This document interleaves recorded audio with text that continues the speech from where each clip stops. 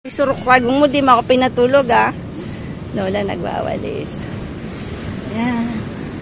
Mga bata naglalaro. Naglalaro yung mga baby.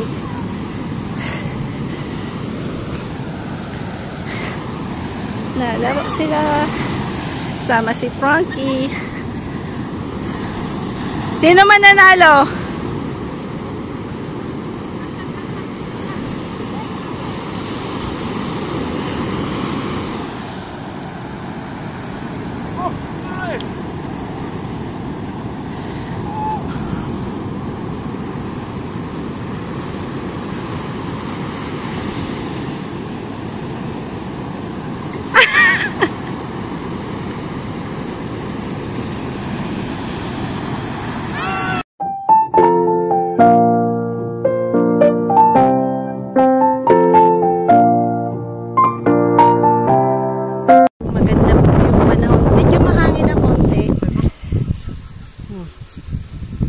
Sikwasa, ano yan?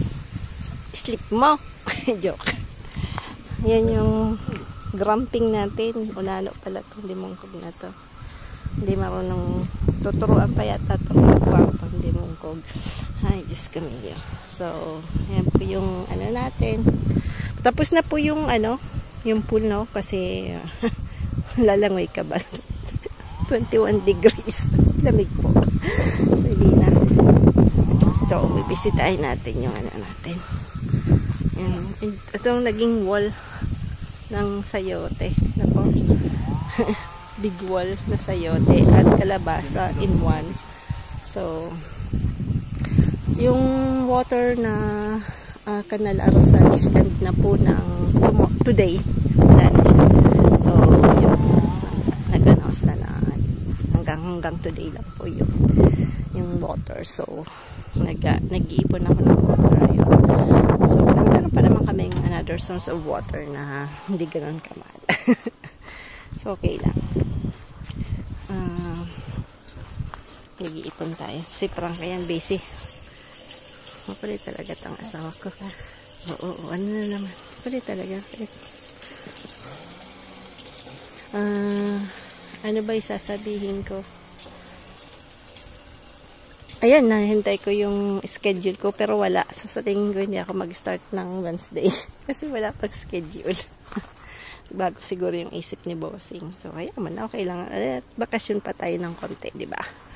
So, yung God's will. Minsan may mga reasons kung bakit. Diba? So, ako hindi ko pinipilit mga bagay-bagay. Ayan, dito nagtanim din tayo ng celery. Bumili tayo ulit ng pumunta. Cosmos natin ngayon lang nag-bloom kasi syempre medyo mas gusto pala nila yung autumn na po kaysa summer na ano sila, nahirapan silang mag-grow pag summer. So ayan, man din natin dito ulit ng onions, no, kasi ito mamamatay. So unahan na natin para lumaki na. Hindi po naman natin pwedeng tanggalin yung sili kasi hanggang ano pa siya, end of October na po. So, papatagal-tagilan natin na ayan, ito kakaibang sili to. Kunin na natin to. Ano na siya? Gurang na ba? Dami kasing nabibiling ibang sili. Siyempre, na ano ka rin bumili, diba po? Pero hindi ko alam kung ano to, maanghang, no? So, ayan. Ayan. Itirahin natin yan. Pwede natin itanim next year kung masarap. So, yan. Tapos may pula na. So, ganyan talaga. Balik po tayo dito sa ano po yung pergolang ginawa ni Frank na pakamanga namin ng grapes, no? So, ito po yung binili natin na sa marketplace, yung mga second hand na binili natin at 20 euro to. So, yan, dito ko po siya linagay. So, yan. Tapos, yan, ito din yung binili natin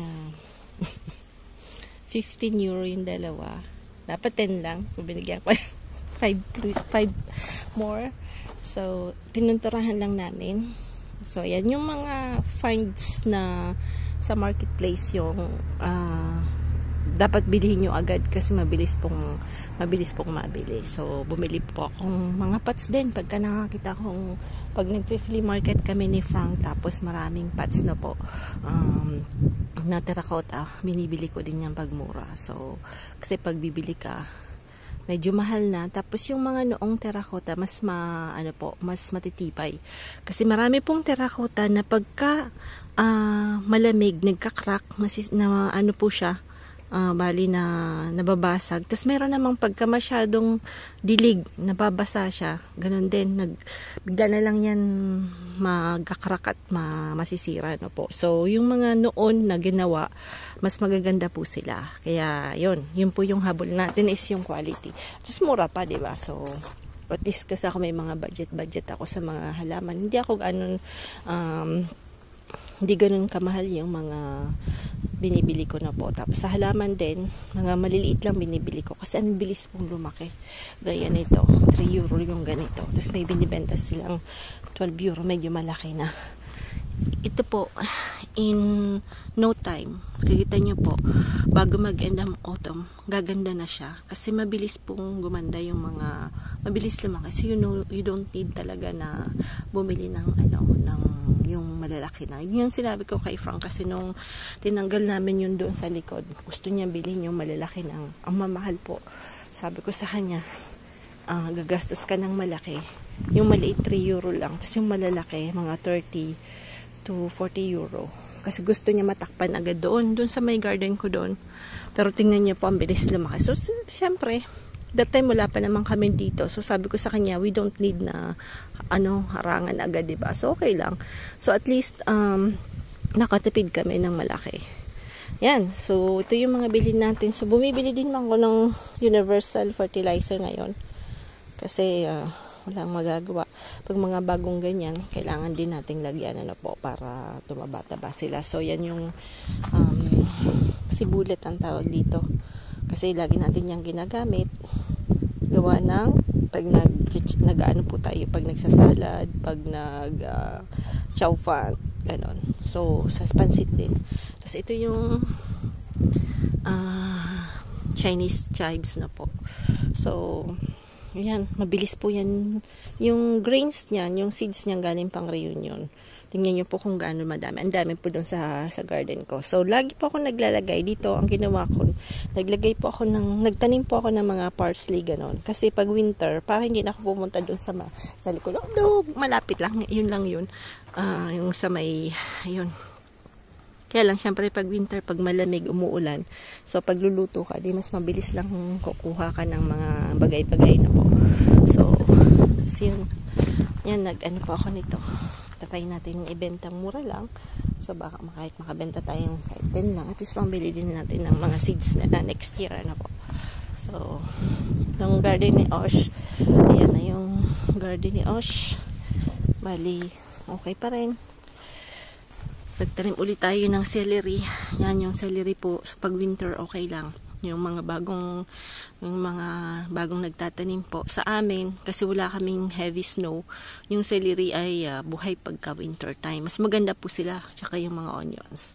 So, binibenta yan dito sa amin, yung tawag ay pipinure. Pag ganitong time, pag autumn po, tsaka yung salad. So, ayan po yung ang mga variety ng salad na pwedeng mabuhay pag winter na po. So, ayan, nagtanim po tayo. Ayan, tinakpan na natin yan ng onions, no? So, 2 cans yung binili nating onions, yung onions na ganon, tsaka onions na talagang maliliit na bilog-bilog na po. Tapos, ito yung first time ko magtanim itong kale. Ewan ko paano i-pronounce siya, no? So, kasi mahilig tayo sa mga green leafy vegetables. Kasi pagdating ng araw, wala na tayong kangkong. Tapos, ito yung ating, tingnan niyo po kung gaano na kagaganda ng sili. So, maano ka lang, masipag po magtanim na po, kahit maliit lang yung yung lugar nyo, or something king mo, kahit may ganito ka lang na maliit na makakapagtanim ka talaga. At 2 euro. Kasi bigat niya. Pag mga magagandang bibigat, yan, linagay natin to. Lalagay natin sa loob ng bahay yan. So, kasi maganda rin po yung aloe vera sa loob ng bahay. So, naglagay po tayo sa saldo ba, yung sa, ang tawag nito, sa liguan na po. Ayan. Tatanim tayo dito. Tapos kuka tayo ng talong. Luluto tayo ng talong mamaya. Pero meron pa pala tayong gata. So, yan, mamaya sigurong gabi. Kukuha din tayo. Kasi baka maggumulang na po. Tapos dito, yan, dito tayo magtatanim ng onions, no? Yung puti. Yung pula na ubos ko na. Yan, so para marami tayong. Ako naman kasi, yung onions dito sa France, mura lang naman po. Kaya lang, ang habol ko po dyan yung, yung green na panglagay natin sa pag nagpapansit. Kasi lagi po akong gumagamit nun. So, kahit sa sabaw, basta lagi ko po nilalagyan ng green. Mas gusto ko po yung may ganon. So, pag bumili ka naman kasi mahal. So, yun. Pupunuin natin yung garden ng greens. Ayan. So, sa pagka ganitong maganda yung panahon, parang pwedeng magdala ka dito ng duyan. Dito ka na magtambay-tambay sa garden. Sarap na simoy ng hangin. Ayan po. Ayan po yung sinasabi ko. Yung binili namin na 3 euro lang. That time naka-promotion siya, no? Naka-sold. Naka-sale. Yung mga pinang natin na punong yan. Yung laurier rose ang tawag dito sa France na po. Yan. Ang bilis pong lumaki. So, yung mga bibili po, wag na kayong sasabihin nyo, mabilis po talagang lumaki. Basta alaga lang po kayo sa halaman nyo, sa dilig. Ayun, sa medyo pampataba din. So, minsan pag mataba yung lupa, hindi mo na kailangan patabain na po. So, makakamura pa kayo. Kasi minsan ang mahal. Laki po ng difference nila pagka medyo malaki na. Dito ang laki. Si Frank nung una, gusto niya lagi malaki. Gaya nung bumili kami nung orange. Gusto niya malaki. 90, bili namin. Tuloy ngayon, nag-sale sila. 30 lang. Sayang, di ba po? So, minsan ayoko na rin magsalita. Kasi siyempre, mag-away lang kayo. Di ba? So, minsan, hayaan mo na. Ganyan talaga. Pag mag-asawa, ang buhay minsan ay minapalampas mo na lang kasi most important is that kayong dalawa ay hindi mag-aaway, di ba po? Pero minsan magsabi-sabi ka rin na konti. Yan, tanim-tanim tayo dito. Padaldal naman tayo, ha? Ay, pasok si Sam. Paalis na daw. Panghapon siya ngayon. Yung car namin, dinala nila sa sa kasa, sa Puyo. Kasi walang busina. Siyempre, delikado rin pag walang busina. Hindi na gumagana yung busina. So, dinala nila mag-ama kanina.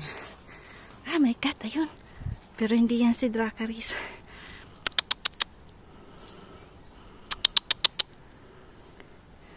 Yan. Paalis na daw. Wala pa naman eh. Yan. Say goodbye tayo. Sinilip ko kasi. Ayaw niya ng ganun sinisilip. Mag-aayos nito. Bebenta niya kasi yan. Kaya lang nagbago yung kulay. Si Frank. Linis si Frank.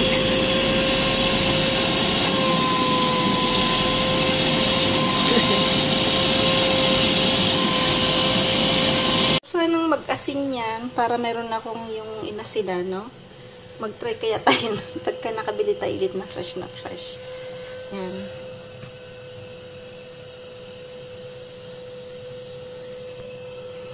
Ni Sam, binilihan niya ako ng rose na climbing rose. Tingnan natin, ha. Wow. Kasi ang ganda po ng carpet na to. May mga birds po. Mga birds. Tapos ano po yan? Handmade. Ulak. Seryoso, Ito. Yan. Yung ano po yan? Dami di pa natin nabiling sardinas. Ano yan? Sardinas. Parang tawilis na to. Yan. Lalagyan ko ng konting harina, asin, paminta, yan. Tapos nag-try ako ng 3. Tingnan natin. Nakita ko si Joseph Explorer na gaganyan. Ganyan. Sabi ko magayan na. Yung creator na Pinas na ang dami pong yung view na po. Galing nga eh. Napanood ko minsan. Kita ko ang dami niyang kung ano eh. Sabi ko, magaya nga yung inano niya. Hindi ko na po pinakita kasi tatlo lang naman siya. Sa daman malang ginagawa niya. Dami niya siguro binibigyan talaga. Ako tatry ko lang po. Tingnan natin kung masarap. Tapos lagyan ko rin ng ng sili. Kasi sinalagyan niya ng sili. Ayan lang yung ginawa nating jam. Ayan. Kasi prank napagod. Tapos siyempre, ayan, dami pa. So, kakainin natin yan. Ano po? Mga tira, wag dapat itatapon dahil ang daming nagugutom sa buong mundo. Huwag magsayang ng pagkain. Alam namin ni Frank yan. Sarap ng kain, no? Okay lang tong walang damit. Yan, blue po yung natin, naka-blue. Blue na yung swimming pool. Ininis niya kahapon. Yan. Tapos sa maliit na sardinas, pati ulo, pwede mong kainin. Yan. Ulo. Up. Gaba po ako ng cake. Kasi, ay nako, natin si Frank, pasayayin natin. Kasi, yung car po namin, pinaayos niya pa lang yung something. So, I think na 400 na siya. Parang yung belt something, pinapalitan niya. Then after, may naririnig po siyang, ingay sa Manila. So, sabi niya doon sa Pujo, yung niya, pinapaayusan niya ng Pujo Center na, yun nga, may maingay. Sabi niya, dadalik niya daw. So, yung appointment today, nung nalaman niya yung bill na dismaya siya. Kasi yung papalitan niya yung krema niya. Basta something sa Madibela na po. Kasi yung busi niya rin hindi gumagana. 1.8 daw. Diyos ko niyo. Mahal talaga po pag car. So, kami pa naman tatlo. Isa sa Pinas, dalawa dito. So, pagka may sira, medyo masakit sa bulsa talaga. Anyway, ganyan talaga yung buhay. So, kailangan, si Pang kasi marami siyang mga accounts. Meron siyang, if ever may expenses sa car. May nasasave na sana siya para sa bagong car. Ay, ganyan talaga. Dapat kung may marami kang pera, kung mayroon ka naman pera, you have to change the car every 5 years na po. Para maanahan niyo po yung mga sobrang daming reparation. Ganon. Kasi after 5 years, diyan na po nagkakaroon ng sakit yung mga cars na po. So, yan lang na buhay namin dito sa France na baka akala nila pagka nasa ibang bansa ka, buhay mayaman ka, no. Marami din pong marami din gastusin. Malaki nga yung mga sahod, pero ang laki din po ng mga gastusin. Yung dito, libre yung pagpag-aral, kaya lang mahal naman po yung mga yung rentahan ng mga bata, yung pagkain po nila. So, ganun talaga. Anyway, sabi ko nga, lang yan. That's part of life, di ba po, na may gagastusan ka. The important thing is that wala ang sakit. That's the important thing. Na malakas ka. Lagi pa naman siyang busy. Sabi ko magpa-doktor na kasi parang mababa ang may something wrong kasi parang kanina, di ba binidyohan ko po yung pag-aan niya ng carpet. Naku, pagod na pagod after. Parang hinihingal siya. Hindi ganun siya. Hindi siya mapapagurin. Sabi ko nga, baka mayroong ka na namang pina-fight, no? Gaya nung last time na po, nung umuwi kami. Baka bumalik yung bakteryang yun. Ako, nahirap talaga. So, yun lang yung mga worries ko. So, lalagyan natin yan ng konting asin. Para po yung yeast niya ay magising. Lalagyan natin ng yogurt. Pero alam mo si Manay, hindi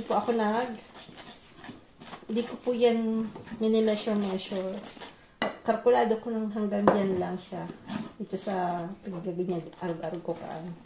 Hinalig ng ganyan ko. So, ano lang po. Kasi, masarap din po siyang pang breakfast. Yung cake na to. Simple lang naman siya. Pang breakfast. Tapos paggabi, pag medyo gusto mong habang nanood ng TV, mayroon kang milk, no? Lalo na medyo palamig na po. Pwede na rin yan. So, yan. Butter. Yung butter, around 100 grams.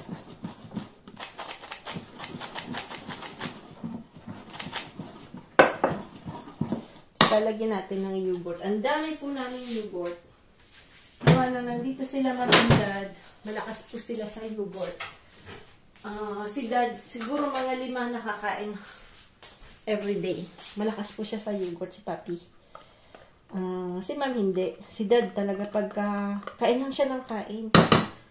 Basta pagkatapos niya na kumain namin, maya-maya niya, alauna pa lang, mayroon na naman siya ng timo-timo. Parang walang tigil sa pagkain. So, yung yogurt, lagi po siyang may yogurt. So, ang dami naming binili, umalis na po sila. So, yung yogurt naman, ako hindi araw-araw kumakain ng yogurt. Hindi po ako masyadong maki-yogurt. Hindi ako masyadong kumakain ng dessert na po. So, pero mataba pa rin si Manay. Kahit hindi ko makain ng dessert. Lagi.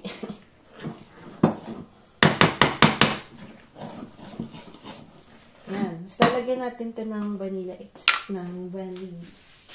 vanilla. Galing pa itong rin. Pero ang bago niya pa rin po. Konti lang ganyan. Dapat sana wala tayong saging. So, yan lang talaga yan. Sana wala tayong may nakalimutan. Parang nakalimutan tayo yan. Mix lang natin yan.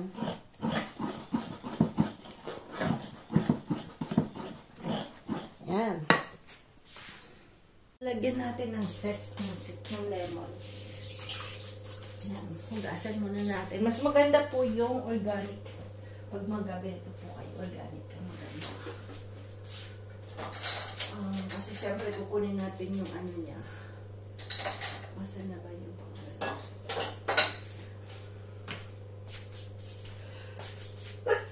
mas. Excuse me po, matching ako. Parang, yan.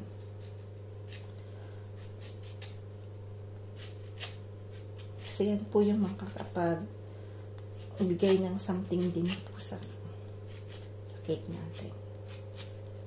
Yan.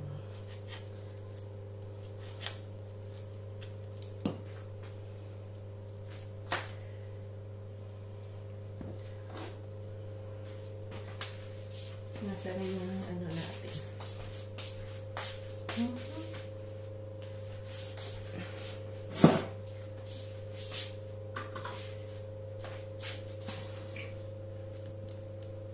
Natin kung ano siya.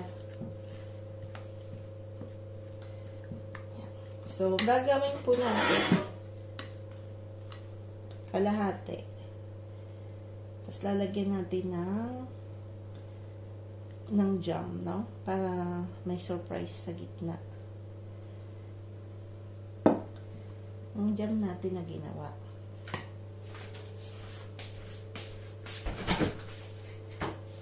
Asa na yun? Ayan. Kailang malamig. Malamig yung ulam natin. Kasi galing sa ref. So, ayan.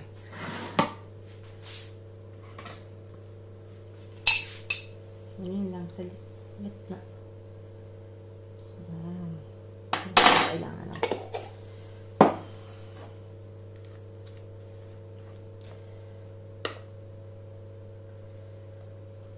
Pwede rin natin lagyan ng chocolate. Magkamad si Manay. Ito.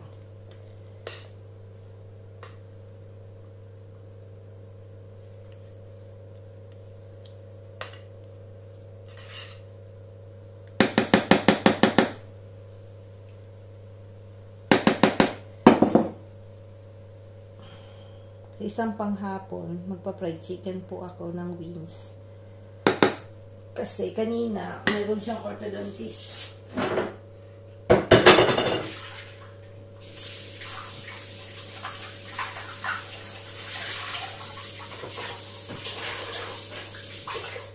Orthodontist po siya. So, umalis po siya ng 11 po yung ano niya doon, yung rendezvous niya. So, ayun. Sabi ko nga, kumain na lang siya sa canteen or nag-McDonald's na lang daw siya. Siguro nag-McDonald's siya or ito na, natalis. Yung dumating nga yung binili niya sa akin na grumping roast. Tingnan natin kung grumping roast talaga.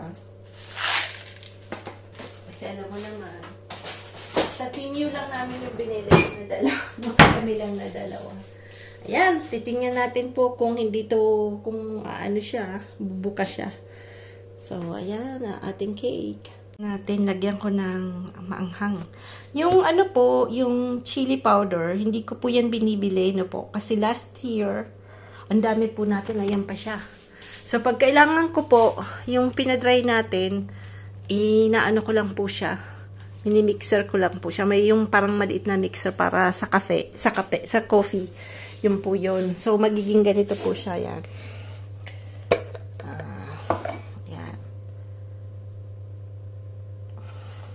Yung kaya pagka kailangan ko yan hanggang tinatabi-tabi ko po yung mga maliliit na ganito. Diyan ko po sila linalagay. Ito pala yung nabili ko. Kit-kit siya.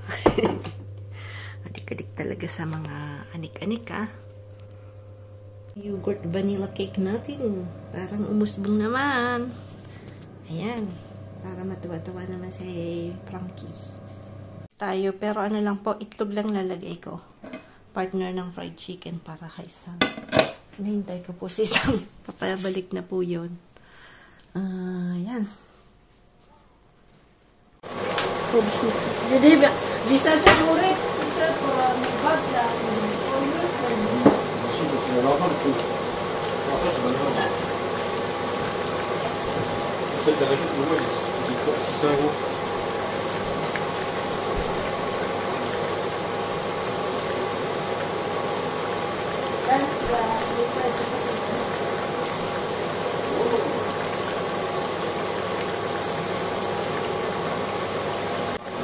Nag-usap kami, sabi kasi 1,000 kita. Bibigay kami dalawa isa. Ayan, ito po yung fried rice. Yung dati po may naging ano po kami nakasama na taga Iloilo na po, si Ate Jen. Yun po, nalagyan niya po ng kamatis. Yung kanyang tawag nito, ang kanyang sinangag. So, lalagyan din natin ng kamatis. Nung una nanibago po kami, But anyway, masarap din po siya. Ayan. Yung matagay yung ito na po. Ayan. Yan po yung ito niya, no? Yung nasa Manila po kami noon. Nga gusto sana namin kumustahin, kung kumusta na siya na po. Kaya lang wala po kaming address. As in, siyempre bata pa po ako noon. Parang 14 to 15 years old pa lang ako. So, wala pa sa akin yung mga sulat-sulat na mga address nila. So, that's the part na po. Kasi, siguro, pwede niya sanang puntahan kasi si Brother Ryan.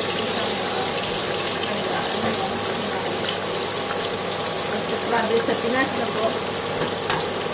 Anyway,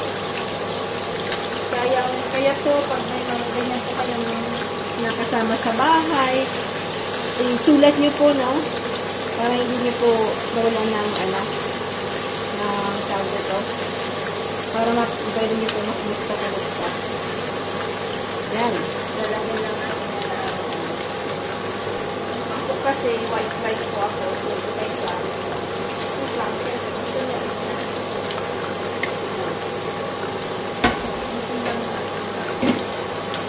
Lalagyan natin na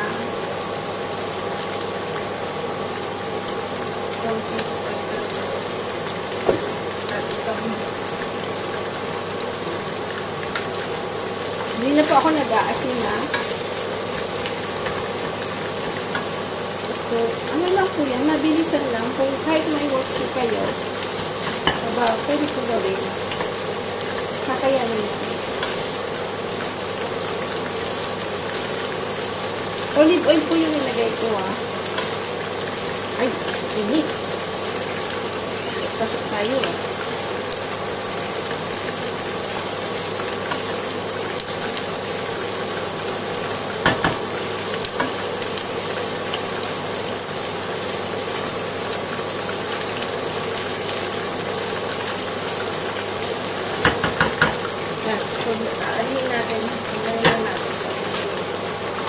Babalik ka rin po natin yung fried chicken.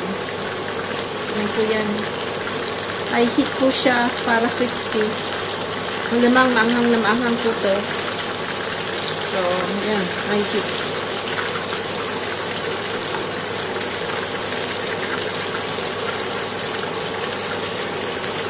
Lagi po ako naka-chopstick kasi si mama po Chinese. Tapos, nakapag 4 years po ako sa Taiwan. Ano po? So, may blood po talaga kaming Chinese. So, parati po tayo. Mahilig po ako mag-chopsticks. Mabango. Tapos ito po lalagyan natin ng Chinese. Yan. Sibulino. Yan. Sibulino po. Pag lagi po kayo magtanim ng sibuyas, parati po kayo may sibulino. Yan. Iba po kasi yung ano niya. Maganda pa po yan sa katawan natin. Yan. Okay na. Gamitin natin itong nabili natin yung bago. Yan. Okay. Sob ulit. Sob. Si Dracaris, ayun. Pinakain ko. Binilan siya ni Os ng pagkain. Binigyan ko kasi parang payat. Parang parang pilay. Akalang ayaw, magpahawak.